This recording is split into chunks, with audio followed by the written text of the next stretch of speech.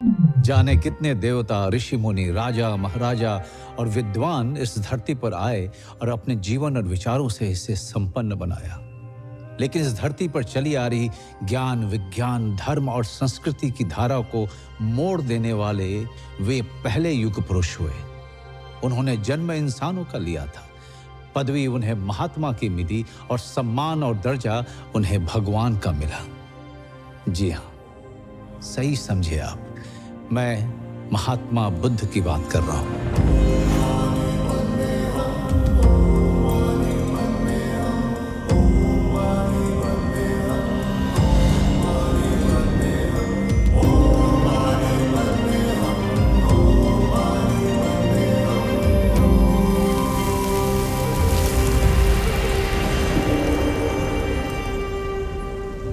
नमस्कार, मैं हूं मनोज वाजपेयी और आज मैं आपको सुनाने जा रहा हूं उस व्यक्ति की कहानी जिसका जन्म तो भारतवर्ष में हुआ, लेकिन उन्होंने भारत ही नहीं, दुनिया के इतिहास, भूगोल, दर्शन, आचार, विचार को पहले जैसा नहीं रहने दिया। महात्मा बुद्ध ज्ञान और विचार की ऐसी मशाल बन के उभरे कि सिर्फ भारत तक सीमित नहीं रहे।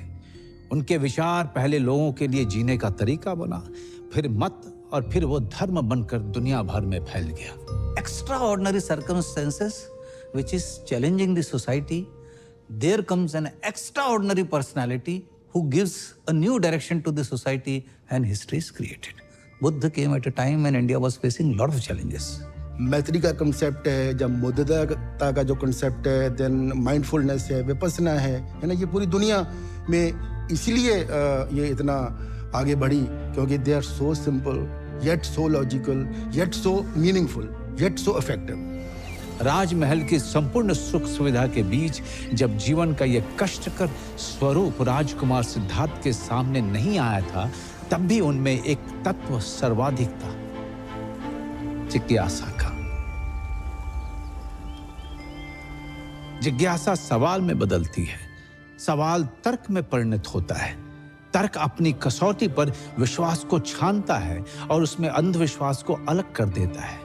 ठीक यहीं पर बालक सिद्धार्थ के बुद्ध बनने का बीज पड़ चुका था। एक आगामी क्रांति की मौन शुरुआत हो चुकी थी। बुद्ध अपने समय के क्रांतिकारी थे और उनकी क्रांति इतनी बड़ी थी कि आज भी वो मनुष्यता को प्रभावित कर रहा है। बुद्धिस्ट फिलॉसफी इतनी लॉजिकल है और इतनी सटीक है, इतनी deep as well as intensive है, जो यूरोप की पोस्ट मॉडर्निज्म है, मॉडर्निज्म है, इनके साथ अगर कुछ मैं कंपेयर करूं तो मुझे नहीं लगता कि वो कहीं टिकती हैं। बुद्ध अपने घर से निकलने के बाद ज्ञान के लिए बहुत भटके, मगर उन्हें ज्ञान मिला भी तो कहाँ? न काशी में, न प्रयाग में, न राजधानी में, न जंगल में, उस गया में जो जिंदगी नहीं, मृत्यु के संस्कार, पिंडदान के शहर के रूप में मशहूर था। तो इस गया में एक पीपल के पेड़ के नीचे बुद्ध निर्वाण या ज्ञान पाते हैं। इसी कारण वो स्थान बोध गया कहलाता है। वहां से वो काशी के पास सारनाथ पहुंचे और जहां उन्होंने अपनी पहली शिक्षा दी और धम्म की स्थापना करी। जीवन चला जाता है, उसके निशान शेष रह जाते हैं। बुद्ध के जाने के बाद जो व्यापक रिक्तता या खालीपन पैदा हुआ, उनके फॉलोअरों ने उसे उनके रेलिक्स यानी अवशेषों से भरा। जिन्होंने बुद्ध को रूबरू नहीं देखा था या जिन जगहों पर बुद्ध जा नहीं पाए थे, उन सब के लिए बुद्ध के अवशेष बुद्ध से कम नहीं थे।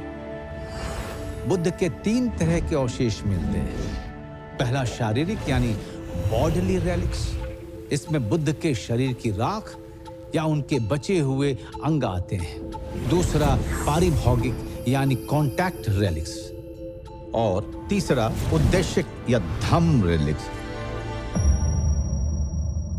यहां प्रश्न यह भी उठता है कि जिस बुद्ध ने जीवन भर त्याग किया, राजपाट छोड़ा, परिवार छोड़ा, वे शिष्यों को अपने अवशेषों के संग्रह और उसके दर्शन के बंदोबस्त का निर्देश क्यों दे रहे हैं? असल में यही सवाल हमें भी इस कहानी तक लेके आई है।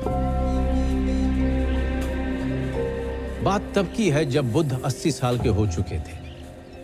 वे जीवन भर गतिमान रहे, जड़ नहीं रहे। ऐसे में यह कहां संभव था कि वो बैठे बिठाए महापरिनिर्वाण को प्राप्त होते हैं। दुनिया अभी इससे अनजान थी, पर उन्हें यह मालूम था कि ये उनके जीवन की आखिरी यात्रा है। आनंद का रोल बुद्ध के जीवन में, उनके जीवन के आखिरी क्षणों में बहुत महत्वपूर्ण हो जाता है। उनकी लास्ट जर्नी में उनका मेंशन आता है बहुत प्रोमिनेंटली, और वो इस कॉन्टेक्स्ट में भी आता है कि वो सबसे आखिरी उनके बुद्ध के शिष्य थे जिन्होंने अरहतशिप, जिनको एनलाइटनमेंट प्राप्त हुआ था। आनंद और भगवान का संबंध कैसा है? उपस्थाक यानी पर्सनल अटेंडेंट। तो एक दिन भगवान ने कहा कि अब मेरी आयु हो गई है, मैं 60 वर्ष का हो रहा हूं, अब मुझे कोई उपस्थाक दिया जाना चाहिए जो निरंतर मेरे साथ रहे। एक एक कर सभी भिक्षु खड़े होते हैं और कहते, भगवान मैं आपका उपस्थाक बनूंगा। सिर्फ एक व्यक्ति खड़ा नहीं होता है जिसका नाम है आनंद। आनंद बैठे हुए हैं, भगवान के चचेरे भाई बैठे हुए हैं, वो खड़े नहीं होते। तो सबने आनंद की ओर देखा तो आनंद खड़े हुए कि मैं भगवान का उपस्थाक बन सकता हूं, लेकिन मेरी कुछ शर्तें हैं। एक शर्त कि भगवान कोई यदि आमंत्रण मेरे पास आए और मैं उस आमंत्रण को स्वीकार करूं तो उस आमंत्रण को आप स्वीकार करेंगे, वरना मेरी कौन सुनेगा। भगवान ने कहा ठीक है, मैं स्वीकार करता हूं। और एक बात, आप अपने भोजन में से मुझे भोजन नहीं देंगे। क्यों? जाहिर सी बात है, ताकि और भिक्षु ये ना सोचें अरे आनंद ने ये काम इसलिए चुना है कि आनंद को अच्छा भोजन मिलेगा। आप मुझे जहां हर जगह आपको आमंत्रण मिलता है वहां नहीं ले जाएंगे, ताकि और लोग ये ना सोचें कि आनंद ने ये काम इसलिए स्वीकार किया है कि आनंद भगवान के साथ भोजन के लिए। आप मुझे श्रेष्ठ चिवर, अच्छा सिवर चुनकर नहीं देंगे। मैं जो वस्त्र भिक्षा मांगकर ले आऊंगा मैं वही पहनूंगा। तो कितनी सुंदर कथा है कि एक चचेरा भाई अपने भाई का उपस्थाक रहता है और जीवन का उसको कोई लोभ नहीं है। वो कितनी शर्तें भगवान के साथ रखता है कि किसी के मन में कभी ये ईर्ष्या न हो कि मैंने ये लाभ के लिए किया। बुद्ध की जीवन यात्रा का फलक गंगा की मध्य और निचली घाटी के इलाकों से होते हुए मिथिला और नेपाल की तराई तक फैला हुआ था। वे लगातार घूमते हुए ज्ञान बांटा करते थे, सिवाय चातुर्मास या वर्षा ऋतु के, जिसे बुद्ध का वर्षावास कहा जाता था। वैशाली की बाहरी सीमा पर बसे बेलुआ गांव का वर्षावास बुद्ध की अंतिम यात्रा का प्रस्थान बिंदु साबित होता है। यात्रा अब तक निष्कंटक चल रही है, पर काल को आगामी आहट का आभास भी तो देना था। बुद्ध बीमार पड़ गए। उनके शिष्यों ने काल की इस कुंडी की ध्वनि नहीं सुनी। बुद्ध मुस्कुराए, अपनी संकल्प शक्ति से अपने को स्वस्थ किया और अगले पड़ाव चपाल चैत्य पहुंच गए। बुद्ध जानते थे उनका जाना इस दुनिया और विशेषकर उनके शिष्यों के लिए एक सदमा होगा, पर यदि आगत की पूर्व सूचना दे दी जाए तो वे बचे हुए समय में अपने को इसके लिए मानसिक रूप से तैयार कर पाएंगे। बुद्ध समझ गए थे कि महापरिनिर्वाण की घोषणा का सही समय आ गया था। उन्होंने अपने अभिन्न शिष्य आनंद को याद किया। आनंद बुद्ध के साथ 2.5 दशक से हैं। वे बुद्ध के इतने निकट हैं कि अक्सर उनकी बात कहने से पहले समझ जाते हैं। तो बुद्ध ने आनंद को बुलाया। बुद्ध उनसे कहते हैं, तुम बोलो तो मैं इस धरती पर तब तक रह सकता हूं जब तक यह धरती रहेगी। बुद्ध की बात बोलने से पहले समझ जाने वाला आनंद आज बोलने के बाद भी नहीं समझ पा रहे थे। यहां प्रश्न यह उठता है कि बुद्ध ने आनंद से ये बात क्यों कही, कि वो स्वयं कहते हैं बुद्ध कि मैं चाहूं तो अनंत काल तक जी सकता हूं। If I take Mahaparinirvana now, that will not be the justice to the monks, because it is my duty that before leaving this world, I should give my last deshana, last blessings to them. शरीर जरा, ये इसका क्षय होगा, इसका उनको ज्ञान है। ये शरीर अब मेरा साथ नहीं देगा। 80 वर्ष तक इस शरीर ने बुद्ध का साथ दिया है, अब इसे जाना है, इसका क्षय होगा, क्षरण होगा। he ultimately said to Mara that, okay, don't worry, within 3 months, I will be accepting Mahaparinirvana. मारा खुश था। उसने बुद्ध को महापरिनिर्वाण के लिए राजी कर लिया था और इसकी आनंद के सामने घोषणा भी करा ली थी। बुद्ध नहीं होंगे तो मारा के लोभ लालसा का बोलबाला रहेगा। लोग ज्ञान कर्म से ज्यादा भोग की ओर परिणत होंगे, पर मारा बुद्ध के एक और निर्णय को जानता नहीं था। बुद्ध अपने नहीं रहने की आगामी स्थिति में अपने ज्ञान को विस्तार देने के लिए अपने अवशेषों के सुरक्षित संग्रह और जनमानस के लिए इसके दर्शन की व्यवस्था कराने का निर्णय ले चुके थे। चपाल चैत्य में अपने महापरिनिर्वाण की घोषणा कर बुद्ध अपने भिक्षुओं की टोली के साथ आगे बढ़ रहे हैं। वे एक पल के लिए वैशाली को पलटकर निहारते हैं और फिर आनंद से कहते हैं, हम पश्चिम की तरफ जा रहे हैं आनंद, पश्चिम जिधर सूर्य अस्त होता है। वैशाली को मैं अब कभी नहीं देख पाऊंगा।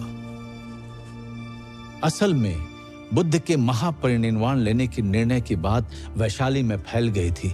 उन्हें लगा वे फिर कभी बुद्ध को देख नहीं पाएंगे। पूरा शहर बुद्ध की इस अंतिम यात्रा में उनके पीछे चल पड़ा। लोगों की इस विशाल हुजूम के साथ चलना संभव तो नहीं था। बुद्ध लोगों को लौटने के लिए कहते हैं, पर लोग उनके महापरिनिर्वाण की बात से इतने दुखी हैं कि वे लौटने को तैयार नहीं है। ऐसे में बुद्ध उन्हें अपनी एक निशानी देते हैं, अपना भिक्षा पात्र। जहां पर यह घटना हुई थी, आज भी वहां पर एक स्तूप मिलता है। और यह स्तूप कोई छोटा मोटा मामूली स्तूप नहीं है। यह अब तक मिले दुनिया भर के तमाम स्तूपों में सबसे विशाल स्तूपों में से एक है। ऐसा कहा जाता है बुद्ध का वो भिक्षा पात्र उस स्तूप के अंदर अब भी सुरक्षित है। मिट्टी का जो पात्र भिक्षा पात्र है वह 45 वर्ष तक उनके पास रहा। ये कल्पना करना कि एक ही पात्र, उसी पात्र में उन्होंने भिक्षा की। आज हम मिट्टी का एक पात्र हम अपने घरों में जो चाय का प्याला होता है उसे कुछ दिनों पे गिरा देते हैं या टूट जाता है। यानी जब भूमि पर भी रखते होंगे, धरा पर, जमीन पर भी रखते होंगे तो अवेयरनेस कितनी है। तो जो विपश्यना करते हैं कि एक सांस के साथ अवेयर होना, तो ऐसी तपस्या, ऐसा अवेयरनेस कि वो पात्र कभी उनके हाथ से गिरा नहीं। अब ये तो तय है कि बुद्ध का महापरिनिर्वाण होगा और इस 3 महीने में ही होगा, लेकिन उसका निमित्त कौन बनेगा? बुद्ध अपने शिष्यों के साथ वैशाली से विदा ले चुके हैं। कुछ हफ्ते में वे हंतगांव, हाथीगाम, भोगनगर, भंगाम होते हुए पावा पहुंचते हैं और वहां एक आम के बगीचे में उनका डेरा डाला जाता है। पावा मल्ल राजाओं की दूसरी राजधानी थी। वहां चुंड नाम के उनके जाने माने भक्त का वास था। चुंड धातु के व्यापारी थे। जब उनको पता चलता है कि बुद्ध उनके मतलब अमराई में ठहरे हुए हैं, आम के उपवनों में, तो वहाँ पे वो जाके उनको बहुत प्यार से भोजन के लिए आमंत्रित करते हैं अगले दिन के लिए, और बुद्ध उस आमंत्रण को स्वीकार करते हैं। दूसरे दिन जब बुद्ध वहाँ पे जब जाते हैं आमंत्रण के लिए, तो देखते हैं कि नाना प्रकार के पकवान बने हुए हैं जो उनको परोसे गए हैं। उसमें एक पदार्थ का विशेष रूप से मेंशन आता है, सूकर मत दो और शुकर मत दो। एक और बात जो किसी ने गौर नहीं की थी वो ये, बुद्ध ने जब 3 महीने में महापरिनिर्वाण लेने की घोषणा की थी